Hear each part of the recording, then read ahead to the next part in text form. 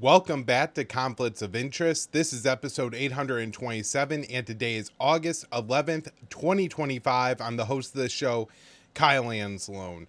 A lot to talk about on today's show. I'm going to jump right into it. Just want to remind people to subscribe to the Kyle Anzalone Show.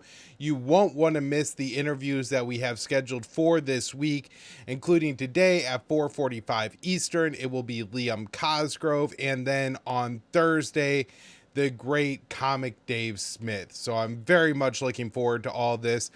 But let's just jump right into the news that we have today. First off, this article that I wrote for the for antiwar.com on August 8th. Trump authorizes military operations on foreign soil to target Latin American cartels. President Donald Trump has ordered the U.S. military to take direct actions against Latin American cartels, including conducting military operations on foreign soil. Secretary of State Marco Rubio has labeled Venezuelan President Maduro the leader of a cartel and is offering a $50 million reward for his capture. The New York Times reports President Trump has secretly signed a directive to the Pentagon to begin using military force against certain Latin American cartels that his administration has deemed terrorist organizations. The order provides an official basis for the possibility of direct military operations at sea and on foreign soil against cartels. Since President Donald Trump returned to the White House, the State and Treasury Departments have listed several Latin American cartels as specially designated global terrorists. The targeted gangs include Tren de Aragua, or TDA, MS-13, and Cartel de Sinaloa. In July, Cartel de los Soles, or the Cartel of the Suns, was added to the list. On Thursday, Rubio explained that placing cartels on the SDGT list allows for the use of other elements of American power, intelligence agencies, the Department of Defense, whatever, to target these groups if we have an opportunity to do it. We have started treating them as armed terrorist organizations, not simply as drug-dealing organizations.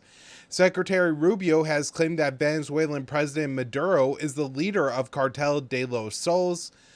On Thursday, he said the State Department was offering a $50 million bounty on Maduro.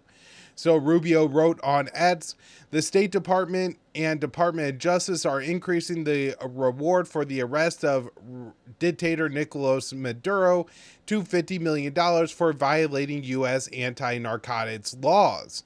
Maduro is the leader of the ruthless Los Soles cartel, a narco-terrorist organization that has taken over Venezuela. Maduro must be brought to justice. The Times report didn't specify which countries might be targeted or what would happen if local troops resisted the foreign military operations on their soil.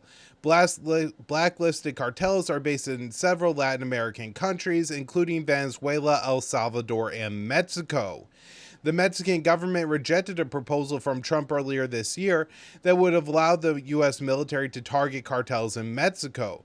The Times notes that the CIA is currently conducting surveillance flights over Mexico, and they also explained that the Department of Defense is conducting surveillance flights over the U.S.-Mexican border that does have some intelligence gathering operations going on in Mexico, although they're limited to flying in, American territory and not over Mexican territory like the CIA is. So Congress has not attacked or has not authorized Trump to attack cartels, so any military action would be unconstitutional. However, the president and Congress have long ignored the constitutional process for war making. So when this story first broke, I saw a lot of people kind of interpreting it as, oh, the U.S. is now going to be conducting military operations in Mexico, maybe invading Mexico to target these cartels. I slightly suspect more that Venezuela and Maduro are going to be the target of this. There's a couple of reasons. The Mexican cartels, MS-13, and a few others were all blacklisted on the terror list earlier this year, where the Mexican cartel, or the Venezuelan cartel, Cartel de los Soles, was just blacklisted at the end of July. And then also around that same time, Rubio started calling Maduro the head of a cartel. And so it really seems to me they're trying to create the pretext for military operations in Venezuela, claiming that the Venezuelan government is nothing more than a cartel. It's a narco-terrorist organization, and therefore they could go in and conduct a regime change in Venezuela. There was something similar done in 1989 under the first George Bush administration, George H.W. Bush administration, where he went in and I think used about 20,000 troops to arrest the president of Panama at the time, Noriega. So that's kind of my interpretation of what's going on here. If we do start seeing drone strikes in Mexico or El Salvador, this order certainly gives Trump the clearance to. Although my top concern here is regime change in Venezuela. And this is something I've been concerned about since Trump announced that Marco Rubio would be his Secretary of State. Rubio is clearly an idiot and unqualified to be America's top diplomat on the global stage, to engage in the complex negotiations it's going to take to settle tensions in the Middle East, to bring a resolve to the conflict in Ukraine. And so, we've seen Steve Witkoff, Trump's personal envoy, actually be the person who's kind of running point on that. And so what is Rubio going to do? Well, Rubio's top interest has always been, when it comes to U.S. intervention, Latin America. And so that we're seeing this action by the Trump administration as it aligns with his immigration policy, I do not find surprising at all. And since Rubio has a special hatred for Maduro, I wouldn't be surprised if that's where the Trump administration directs their military action that they now have approval for here. All right. Next up, this one from our friend over at antiwar.com, Dave DeCamp. Poll: 69% of Ukrainians want negotiated end to the war as soon as possible. Gallup released a new poll on Thursday that found 69% of Ukrainians favored a negotiated end to the war with Russia as soon as possible, while just 24% want to keep fighting until victory, a near complete reversal of a public opinion from when Russia invaded the country more than 3 years ago. When Gallup first asked the question in Ukrainians in 2022, it found 72% wanted to continue fighting versus just 22% who wanted a negotiated settlement. As the war progressed, the number of Ukrainians who favored negotiating a peace deal increased, and it became a majority for the first time when Gallup released a poll in November of 2024, so not quite a year ago, when 52% wanted to negotiate into the conflict. And as you can see here, really since they started asking this question 2023, 2024, the number has gone from 30% who want a deal to 70% who want a deal. That's a pretty sharp increase in change in public opinion in Ukraine. Not necessarily surprising, as the martial law has drug on Ukraine. Zelensky has, I think, lost some of his popularity, particularly when he tried to pass some anti-corruption legislation recently that was actually anti-corruption, where it would have worked to put the control of anti-corruption agencies under the government. And so that hasn't decrease Zelensky's popularity. Additionally, with the martial law, scooping people up off the street, throwing them on the front lines, the images of clearly disabled people fighting on the front lines for Ukraine, the massive death toll that the Ukrainians have taken in this war. It's no surprising that the Ukrainians have shifted their position. There may also be a realize in Ukraine now that they were offered a better deal before the war began that would have really kept Ukraine's sovereignty intact, minus the Crimean Peninsula, which Russia had annexed way back in 2014 as the result of the second U.S. coup in just a decade in Ukraine, and placing a real pro-Western and neo-Nazi government in charge in Kiev.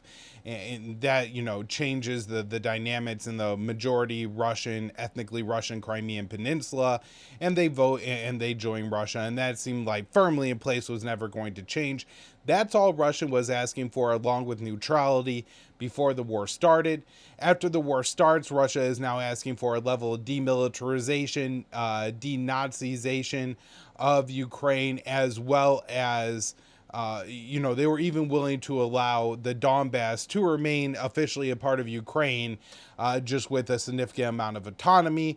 As time has gone on, it seems that the conditions for Russia has stiffened. They annexed 4 regions of Ukraine, and at least publicly, of what we know so far, that's what Russia is demanding as an end to the war. Now, a couple updates on that, as we have a summit coming up between Trump and Putin this Friday, that Zelensky is rejecting the idea that Ukraine will cede any territory to end the war. So Ukrainian President Zelensky has rejected the idea of ceding territory to Russia to end the war in Ukraine, as President Donald Trump and Russian President Vladimir Putin are preparing for a summit that will be held this Friday, August 15th, in the U.S. state of Alaska. Zelensky said in a short video address on Saturday, "Ukrainians will not gift their land to the occupier. We will not reward Russia for the war it has perpetrated." Zelensky's comments came after the Wall Street Journal reported that Putin told U.S. envoy Steve Witkoff that he would agree to a full ceasefire if Ukraine withdrew its forces from Donetsk, one of the 2 oblasts in eastern Ukraine's Donbass region. Russia controls most of Donetsk and virtually all Luhansk, the other half of the Donbass region. Based on another journal report, Russia is also seeking to freeze the lines in Kherson and Zaporizhia, a potential climb down from Moscow's earlier demand for a full Ukrainian withdrawal from both oblasts. A European counterproposal that was presented to U.S. officials on Saturday called for territorial exchanges to happen in a reciprocal manner, meaning Russia would have to withdraw from some Ukrainian land ceded the territory if it still controls the Donetsk. So basically, I guess they would trade areas of Kherson and Zaporizhia still held by Russia for proportionate amounts of Donetsk still held by Ukraine. We will see what happens here at this summit. Top U.S., UK, Ukrainian officials meet ahead of Trump-Putin summit. I wrote this one for JudgeNap.com on August 10th. Vice President J.D. Vance met with leaders from the United Kingdom and Ukraine ahead of the summit between Trump and Putin. Ukrainian President Zelensky has rejected any deals to end the war that require Kiev to cede territory to Moscow. The UK Foreign Secretary, David Lammy, Ukraine's presidential chief of staff and defense secretary, met with Vance on Saturday. A U.S. official told Axios that the talks resulted in significant progress. Zelensky said the meeting was constructive and that the Ukrainian delegation stressed the need for a ceasefire. Ukraine and all partners share the same understanding of the need for a ceasefire, the Ukrainian leader said. Last week, Trump and Putin agreed to hold a summit in Alaska that will take place on Friday. The meeting was set up following talks between Putin and Trump's envoy Steve Witkoff. Some officials believe Putin signaled that he only wants to annex the Donbass, a significant walk back from his previous demands. Still, Zelensky doubled down on his position, saying Kiev was unwilling to give up any territory to Moscow. Zelensky said Ukraine will not give Russia any rewards for what it has done, and that Ukrainians will not give their land to the occupier. Zelensky is not expected to attend this week's summit between Trump and Putin, although I do expect we will have a lot to say on this week, and there's going to be a lot of updates. And it seems to me that if the U.S. is really thinking about a deal that would see Russia not take all of Kherson and Zaporizhia, maybe agree to some land swaps between those southern oblasts and the Luhansk region, and Russia only officially taking the Donbass and then maybe parts of the south, the Europeans and the Ukrainians are going to do everything they can to get Donald Trump to walk away from that deal. All right, next up here, this article I wrote for the Libertarian Institute on August 7th. Doctors Without Borders slams U.S.-funded Gaza aid agency as orchestrated killing. Doctors Without Borders has issued a scathing statement about Gaza Humanitarian Foundation, a U.S.-funded aid agency that Israel allows to distribute some aid to the Palestinians in the Strip. So the report says an analysis of DWB medical data, patient testimonies, and first-hand medical witnessing at 2 clinics point to both targeted and indiscriminate violence by Israeli forces and private American contractors against the starved Palestinians at few distribution sites run by the so-called GHF. These sites are orchestrated killing and dehumanization. Doctors Without Borders said it treated over 1,000 people at 2 clinics near GHF aid distribution sites and received the bodies of 28 murdered Palestinians.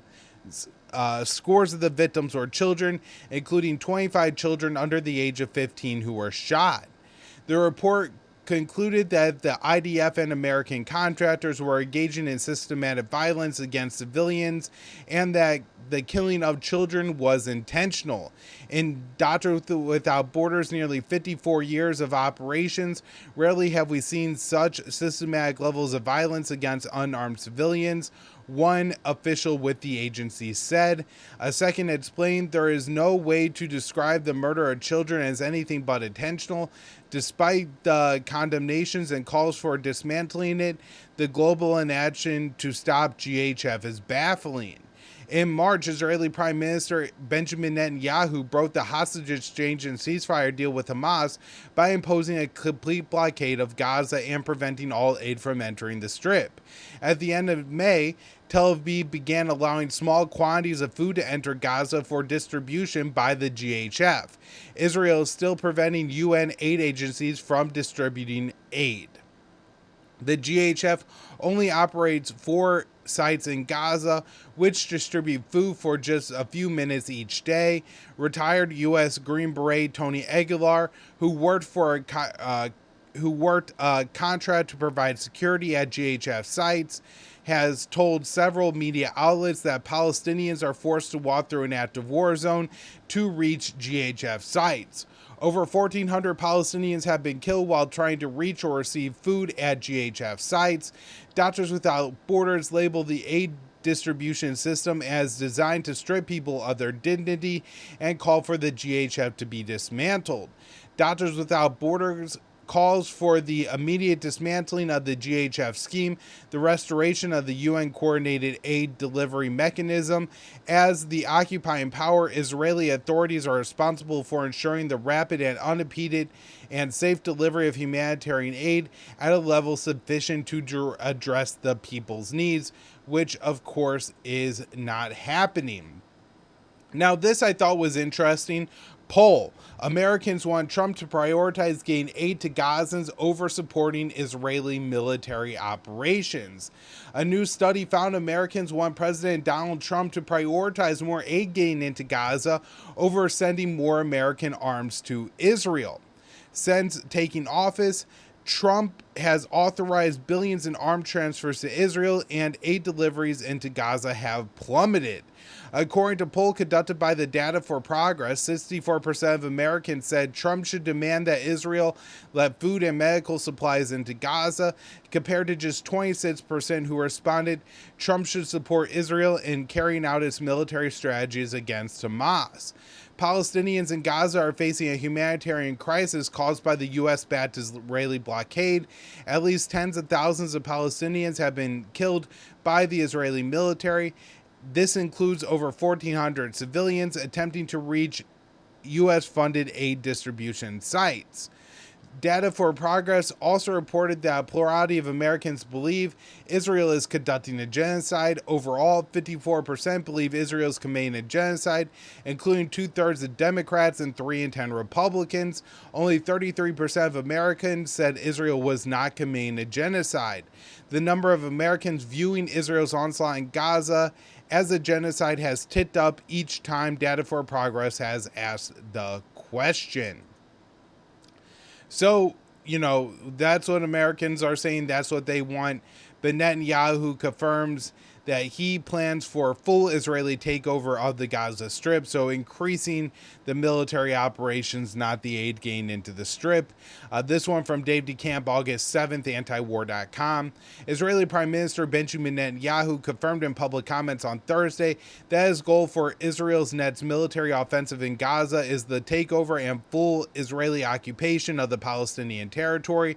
Netanyahu claimed that he doesn't want to keep Gaza and that Israel would hand over the territory to an unspecified Arab force, but said that the Israeli military plans involve the ethnic cleansing of the Palestinian civilian population from Gaza City and Gaza Central refugee camps, with the goal of driving them out of the Strip entirely. We intend to control all of Gaza. We don't want to keep Gaza. We want a security perimeter. We want to hand Gaza over to Arab forces that will govern Gaza properly, Netanyahu told Fox News. In another interview, Netanyahu said Hamas and the Palestinian Authority couldn't govern Gaza and that the Israeli military would be responsible for overall security, meaning Israel would remain a tight grip on the territory. Netanyahu's plans has faced resistance from the military, and we will get into that a little bit more in a second here. This article I wrote for the Libertarian Institute on August 7th. Netanyahu walks back annexing Gaza over White House opposition. So previously we had talked about on the show that Netanyahu was in the process of starting to annex portions of the Gaza Strip with the idea that Israel would eventually annex all of it. This was apparently to appease some of the right-wing ministers in his coalition as he was considering a deal that would have returned the rest of the hostages, paused military fighting in Gaza, and allowed more aid into the Strip. Now that that appears to be off, I don't think Israel has any reason to begin annexing Gaza before conducting the ethnic cleansing, which will make the annexation just de facto the situation on the ground. There's no more Palestinians there. The IDF controls it. And so Netanyahu doesn't need annexation, but I think it's worth noting that Trump apparently pushed back against it, according to reports. So next up here, IDF officials say Netanyahu's plan to occupy all of Gaza lacks clear goal. I wrote this one for JudgeNap.com on the 7th. So I write, the leader of the IDF is opposed to a plan favored by Prime Minister Benjamin Netanyahu to establish complete military control over Gaza. The Israeli government expects it will take at least 4 to 6 months to fully occupy the Strip. In a debate leading up to the final Israeli decision on the next phase of the military operations in Gaza, IDF Chief of Staff Lieutenant General Zamir has pushed back against Netanyahu's push for full occupation and argued for a more limited military operations. A security official speaking with Ynet complained that Netanyahu lacked a clear goal for Gaza. This is the first war where the IDF was sent to fight without a clear goal, then blamed for failing to achieve it. The occupation of Gaza is not a goal, it's a means to legitimate security and political ends. Presenting it as a goal as if a failure rests with the IDF distorts reality. Last month, Israeli media report that Netanyahu was prepared to begin the process of annexing Gaza in order to appease some ministers in his cabinet. The Israeli leader now says annexation is not the goal. The IDF is additionally concerned about troop exhaustion after years of fighting in Gaza, the West Bank, Lebanon, and Syria. Ynet reports that the Israeli legislature expects it to take at least 4 to 6 months to establish full military control over Gaza. Zamir has proposed an encirclement in Gaza City. He also suggested agreeing to a hostage exchange to free the remaining Israeli captives. Last week, Netanyahu had made the decision to occupy all of Gaza and would not allow Zamir objections to change his policy. Another concern, Israel's Netanyahu's plan will endanger the remaining hostages, and we will get into that next. So, Netanyahu's plan to occupy all of Gaza faces stiff resistance within Israel. The Israeli Prime Minister Benjamin Netanyahu has ordered the IDF to gradually occupy all of Gaza. The Israeli opposition former hostages, the family member of current captives, and the IDF have all come out in opposition to Netanyahu's plan. We already covered the IDF, so this is really going to focus on the hostages and the former hostages. Netanyahu confirmed recent reports that the IDF would scale up operations in Gaza with the goal of occupying the entire strip. That night, protesters, including 2 former captives held by Hamas, took to the streets of Jerusalem against the plan to occupy Gaza. Israeli opposition leader Yair Lapid also attacked Netanyahu over escalating the war. He said the occupation was a move that will kill the hostages and many soldiers. It will cost Israeli taxpayers tens of billions, and it will destroy the diplomatic relations. This is exactly what Hamas wanted, for Israel to end up stuck in Gaza without a goal, in a useless occupation, the point of which no one understands. The family member of hostages in Gaza also warned that if Netanyahu went through with the escalation, it would endanger their loved ones. Vicky Cohen, the mother of 2 hostages and the aunt of 2 others, denounced Netanyahu's plan. This government is ruining all of our values. We're hearing talk about conquering Gaza. That will be a death sentence for our hostages. A Hamas official told Saudi media last week that if Israel expands military operations in Strip, most of the hostages will die. Over 100 captives were freed through prisoner exchanges. Efforts to free their hostages with military actions have led to the death of several Israeli captives. Still, Trump appears to have given Netanyahu the green light to occupy all of Gaza.